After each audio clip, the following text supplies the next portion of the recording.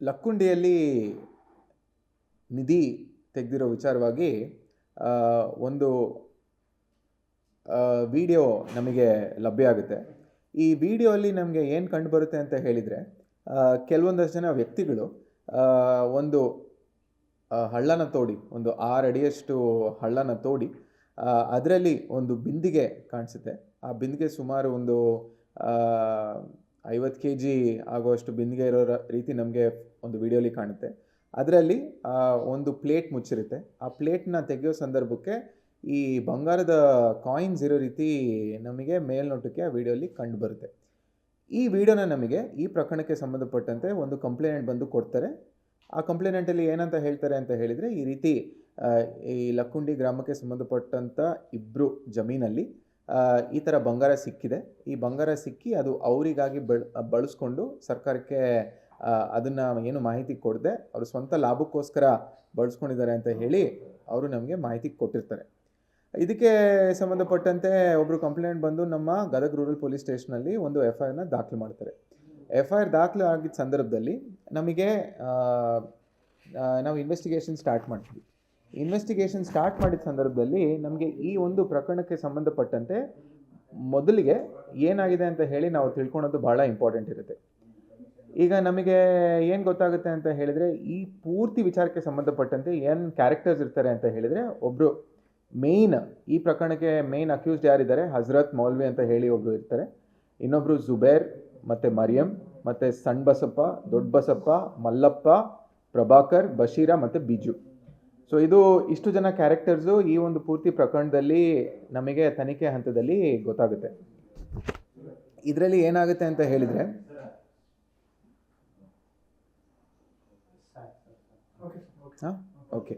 ಇದರಲ್ಲಿ ಏನಾಗುತ್ತೆ ಅಂತ ನಮಗೆ ಮೇಲ್ನೋಟಕ್ಕೆ ಗೊತ್ತಾಗುತ್ತೆ ಅಂತ ಹೇಳಿದರೆ, 2022 ಸೆಪ್ಟೆಂಬರ್ ಸಂದರ್ಭದಲ್ಲಿ ಬಶೀರ ಬಾನು ಅನ್ನೋರು ಇಲ್ಲಿ ಲಕ್ಕುಂಡಿಗೆ ಬಂದು ಈ ಒಂದು ನಿಧಿಗೆ ಸಂಬಂಧಪಟ್ಟಂತೆ ಒಂದು ವಿಚಾರ ಇದೆ ಅಂತ ಹೇಳಿ ಒಬ್ಬರ ಹತ್ರ ಹಂಚ್ಕೊಂಡಿರ್ತಾರೆ.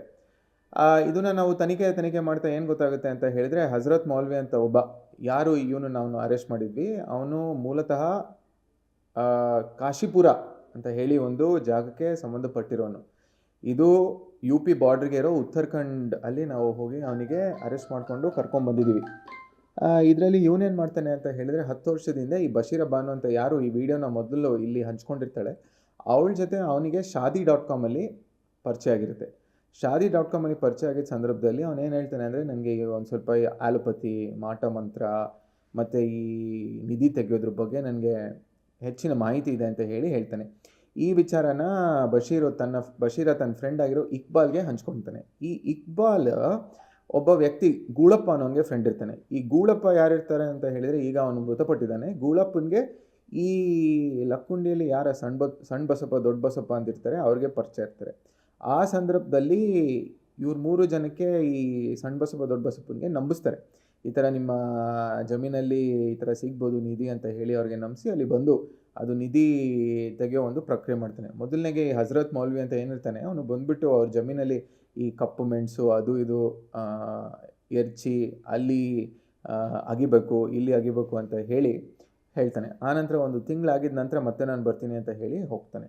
ಆ ಸಮಯದಲ್ಲಿ ಅಲ್ಲಿ ಎಲೆಗೆಲೆ ಎಲ್ಲ ಮುಚ್ಚಿರ್ತಾರೆ. ಆಮೇಲೆ ಈ ಮರಿಯಮ್ಮನ ವ್ಯಕ್ತಿನ ನಾವು ಯಾರು ತನಿಖೆ ಮಾಡಲಿಕ್ಕೆ ಒಳಪಡಿಸಿದ್ವಿ, ಅವರು ಬಂದು ಮೂಲತಃ ನೋಯ್ಡಾ ಅವರು, ಅಂದರೆ ಡೆಲ್ಲಿ ಹತ್ರ ಒಂದು ಜಾಗ ಬರುತ್ತೆ ನೋಯ್ಡಾ ಅಂತ ಹೇಳಿ, ನೋಯ್ಡಾದವರು. ಸೊ ಇವರು ಒಟ್ಟು ಎಲ್ಲ ಬಂದು ಏನು ಮಾಡ್ತಾರೆ ಅಂತ ಹೇಳಿದರೆ, ಈ ಸೆಪ್ಟೆಂಬರ್ 2022 ಆನಂತರ ಈ ನಮ್ಮ ಗದಗಲ್ಲಿ ಮುಳುಗುಂದ ನಾಕ ಹತ್ರ ಒಂದು ಮಂಜುನಾಥ್ ರೆಸಿಡೆನ್ಸಿ ಅಂತ ಹೇಳಿ ಒಂದು ಲಾಡ್ಜ್ ಇದೆ. ಈ ಮಂಜುನಾಥ್ ರೆಸಿಡೆನ್ಸಿಯಲ್ಲಿರೋ ಎಲ್ಲರೂ ಒಂದು ರೂಮ್ ಮಾಡಿಕೊಂಡು ಅಲ್ಲಿ ವಾಸವಾಗಿರ್ತಾರೆ. ಆನಂತರ ಈ ಹಜರತ್ ಏನು ಮಾಡ್ತಾನೆ ಅಂತ ಹೇಳಿದರೆ, ಅಲ್ಲಿ ರೂಮ್ ಮಾಡ್ಕೊಳ್ಳೋ ಸಲುವಾಗಿ ಇಲ್ಲಿ ಒಂದು ಸ್ಟೀಲ್ ಅಂಗಡಿ ಇದೆ ಮಹೇಂದ್ರಕರ್ ಸರ್ಕಲಲ್ಲಿ. ಅಲ್ಲಿಗೆ ಹೋಗ್ಬಿಟ್ಟು ಅವನು ಕೇಳ್ತಾನೆ, ನಿಮ್ಮ ಹತ್ರ ಇರೋ ಅತಿ ಹಳೆ ಬಿಂದಿಗೆ ಯಾವುದಿದೆ ಅದು ನನಗೆ ಬೇಕು ಅಂತ ಹೇಳಿ ಕೇಳ್ತಾನೆ. ಅದು ಎರಡು ಕೇಳ್ತಾನೆ. ಎರಡಕ್ಕೂ ಸೇರಿ ಆ ಸಮಯದಲ್ಲಿ 6800 ರೂಪಾಯಿ ಕೊಟ್ಟಿದ್ದಾನೆ ಅಂತ ಹೇಳಿ ನಮಗೆ ಈ ಸಂದರ್ಭದಲ್ಲಿ ಮಾಹಿತಿ ಇರುತ್ತೆ. ಅದನ್ನು ಅವನೊಂದು ಕೆಂಪು ಬಟ್ಟೆ ಇರೋ ಬ್ಯಾಗು ಮತ್ತು ಅದ್ರ ಜೊತೆ ಒಂದು ಕಪ್ಪು ಬಟ್ಟೆ ತೊಗೊಂಡು ಈ ಒಂದು ಆಟೋ ಅಲ್ಲಿ ಇದು ಪೂಜೆ ಸಾಮಾನು ಅಂತ ಹೇಳಿ ಜುಬೇರ್ನ ಕರ್ಕೊಂಡು ಈ ಜಮೀನಿಗೆ ಹೋಗ್ತಾನೆ. ಆ ಜಮೀನಿಗೆ ಹೋಗ್ಬಿಟ್ಟು ಈ ಜುಬೇರ್ ಅನ್ನೋನಿಗೆ ಏನು ಈ ಪ್ರಕರಣದಲ್ಲಿ ಮೇನ್ ವಿಡಿಯೋ ಇದೆ, ಆ ವಿಡಿಯೋ ಮಾಡ್ಕೊ ಅಂತ ಹೇಳಿ ಅವನಿಗೆ ಹೇಳ್ತಾನೆ. ಈ ವಿಡಿಯೋ ಮಾಡೋ ಉದ್ದೇಶ ನಾವು ಫಸ್ಟು ಇದು ನಿಧಿ ವಿಡಿಯೋ ಅಂತ ಹೇಳಿ ನಾವೆಲ್ಲರೂ ನೋಡಿರೋದು, ಬಟ್ ವಿಡಿಯೋ ಉದ್ದೇಶ ಏನು ಅಂತ ಹೇಳಿದರೆ ಹಜರತ್ ಇನ್ನೂ ಬೇರೆಯವರಿಗೆ ಮೋಸ ಮಾಡಬೇಕು ಅಂತ ಹೇಳಿ ಈ ವಿಡಿಯೋ ಜುಬೇರ್ ಹತ್ರ ಮಾಡಿಸ್ಕೊಂಡಿರ್ತಾನೆ. ಬಟ್ ಜುಬೇರ್ಗೆ ಈ ವಿಚಾರ ಗೊತ್ತಿರಲ್ಲ. ಆನಂತರ ಈ ಮಂಜುನಾಥ್ ರೆಸಿಡೆನ್ಸಿಯಿಂದ ಒಂದು ಸ್ವಲ್ಪ ದೂರದಲ್ಲಿ ಒಂದು ಅಂಗಡಿಯಲ್ಲಿ ಈ 100 ಪೀಸಿಗೆ 80 ರೂಪಾಯಿ ಇರೋವಂಥ ಈ ಚಾಕ್ಲೇಟ್ ಕಾಯಿನ್ಸ್ ಬರುತ್ತೆ, ಅದನ್ನು ಪರ್ಚೇಸ್ ಮಾಡ್ತಾನೆ. ಸುಮಾರು 2 ಗಂಟೆ ಬೆಳಿಗ್ಗೆಗೆ ಈ ಸಣ್ಣ ಬಸಪ್ಪ ದೊಡ್ಡ ಬಸಪ್ಪ ಬಂದು ಜಮೀನಿಗೆ ಹೋಗಿ ಅಲ್ಲಿ ಈ ಒಂದು ಬಿಂದಿಗೆನ ಇಡೋವಂಥ ಒಂದು ಕೃತ್ಯನ ಮಾಡ್ತಾರೆ. ಮತ್ತು ಆ ಸಂದರ್ಭದಲ್ಲಿ ಯಾರಿಗೂ ಗೊತ್ತಾಗದೇ ಇರಲಿ ಅಂತ ಹೇಳಿ ಅವನು ಭಾಳ ಚಾತುರ್ಯದಿಂದ ಒಂದು ಕೆಲಸ ಮಾಡಿರ್ತಾನೆ. ಆನಂತರ ಇದು ಅವರಿಗೆ ನಂಬಿಸ್ಲಿಕ್ಕೆ ಈ ಒಂಥರ ಬಿಂದಿಗೆನ ಹೊರಗೆ ತೆಗೆದಿಟ್ಟು ಅವ್ರಿಗೆ ಹೇಳ್ತಾನೆ, ನೀವು ನನಗೆ ದುಡ್ಡು ಕೊಟ್ಟರೆ ನಾನು ನಿಮಗೆ ಈ ಬಿಂದಿಗೆನ ಕೊಡ್ತೀನಿ ಅಂತ ಹೇಳಿ. ಆ ಸಮಯದಲ್ಲಿ ಅವ್ರ ಹತ್ರ ದುಡ್ಡು ಇಲ್ದಿರೋ ಕಾರಣಕ್ಕಾಗಿ ಅವ್ರು ಕೊಟ್ಟಿರಲ್ಲ. ಆ ಸಮಯದಲ್ಲಿ ಅವನೇನು ಹೇಳ್ತಾನೆ ಅಂತ ಹೇಳಿದರೆ, ಇದು ನನಗೆ ಹೊಂದಲ್ಲ, ಸೊ ನಿಮಗೆ ಹೊಂದುತ್ತೆ ಅಂತ ಹೇಳಿ ಅವನು ಆ ಬಿಂದಿಗೆನ ಓದಿತಾನೆ. ಇದು ಓದ್ರೆ ಇನ್ಮೇಲಿಂದ ಇದು ಮಣ್ಣು ಅಂತ ಹೇಳಿ ಅವನು ಅವರಿಗೆ ಹೇಳಿರ್ತಾನೆ. ಸೊ ಇದು ಒಂದು ಆಸ್ಪೆಕ್ಟ್ ಇದಕ್ಕೆ ಸಂಬಂಧಪಟ್ಟಂತೆ. ನೆಕ್ಸ್ಟು ಇದರಲ್ಲಿ ಏನು ಮಾಡ್ತಾನೆ ಅಂದರೆ, ಇವ್ರನ್ನ ಎಲ್ಲ ನಂಬಿಸ್ಲಿಕ್ಕೆ ಒಂದು ಕ್ಯಾರೆಕ್ಟರ್ನ ಅವನು ಕ್ರಿಯೇಟ್ ಮಾಡ್ತಾನೆ, ಬಿಜ್ಜು ಅನ್ನೋನು ಹೇಳಿ. ಅವನು ಕೂಡ ನಾವು ಗುಡ್ಲೂರ್ ಅಂತ ಹೇಳಿ, ಇದು ತಮಿಳ್ನಾಡು ಬಾರ್ಡ್ರಲ್ಲಿ ಬರುತ್ತೆ, ಕರ್ನಾಟಕ ತಮಿಳ್ನಾಡು ಬಾರ್ಡ್ರಲ್ಲಿ ಹೋಗಿ ಅವನಿಗೆ ನಾವು ವಿಚಾರಣೆಗೆ ಕರ್ಕೊಂಡಿದ್ದ ಟೈಮಿಗೆ ಅವನು ಒಂದು ವಯಸ್ಸಾಗಿರೋ ವ್ಯಕ್ತಿ. ಅವನಿಗೂ ಕೂಡ ಅವನ ಮಗನಿಗೆ ಒಂದು ಸ್ವಲ್ಪ ಸ್ಪೀಚ್ ಡಿಸಬಿಲಿಟಿ ಇರೋ ಕಾರಣಕ್ಕಾಗಿ ಒಂದು 1 ಲಕ್ಷ ರೂಪಾಯಿ ಕೊಟ್ಟರೆ ನಾನು ನಿನಗೆ ನಿನ್ನ ಹೆಲ್ತ್ ಕಂಡೀಷನ್ನ ಪರಿಹಾರ ಮಾಡ್ತೀನಿ ಅಂತ ಹೇಳಿ ಅವನಿಗೆ ಹೇಳ್ತಾನೆ. ಆನಂತರ ಅವನು 10 ಲಕ್ಷ ರೂಪಾಯಿ ಎಕ್ಸ್ಟ್ರಾ ಕೇಳ್ತಾನೆ, ಬಟ್ ಅವನಿಗೆ ಕೊಡಲಿಕ್ಕಾಗಂಗಿಲ್ಲ. ಈ ಸಮಯದಲ್ಲಿ ಬಶೀರಾಗೆ ನಂಬಿಸ್ಲಿಕ್ಕೆ ಹಜರತ್ತು ಬಿಜುಗೆ ಯೂಸ್ ಮಾಡಿರ್ತಾನೆ. ಇದಕ್ಕೆ ಸಂಬಂಧಪಟ್ಟಂತೆ ನೆಕ್ಸ್ಟ್ ನಾವು ಮತ್ತೆ ಕರಾಬ್ರೇಟ್ ಮಾಡಲಿಕ್ಕೆ ಏನು ಮಾಡ್ತೀವಿ ಅಂತ ಹೇಳಿದರೆ, ಈ ಹಂಡೆ ಅನ್ನೋದು ಏನು ಅವನು ಓದಿರ್ತಾನೆ, ಆ ಹಂಡೆನ ಸಿಗಬೇಕು ಅಂತ ಹೇಳಿ ನಾವು ತನಿಖೆ ಮಾಡಿದ ಸಂದರ್ಭದಲ್ಲಿ ಅದರಲ್ಲಿ ಒಬ್ಬ ವ್ಯಕ್ತಿ ತೊಗೊಂಡೋಗಿ ಇಲ್ಲೇ ಇರೋ ಒಂದು ಮಹೇಂದ್ರಕರ್ ಸರ್ಕಲ್ ಹತ್ರ ಒಂದು ಮೆಟಲ್ ಅಂಗಡಿಗೆ ಕೊಟ್ಟು ಆ ಹಂಡೆನ ಹಿಂತಿರುಗಿಸಿ ಅದ್ರ ದುಡ್ಡಲ್ಲಿ ಒಂದು ಈ ನಮ್ಮ ಮನೆಗಳಲ್ಲಿ ಈ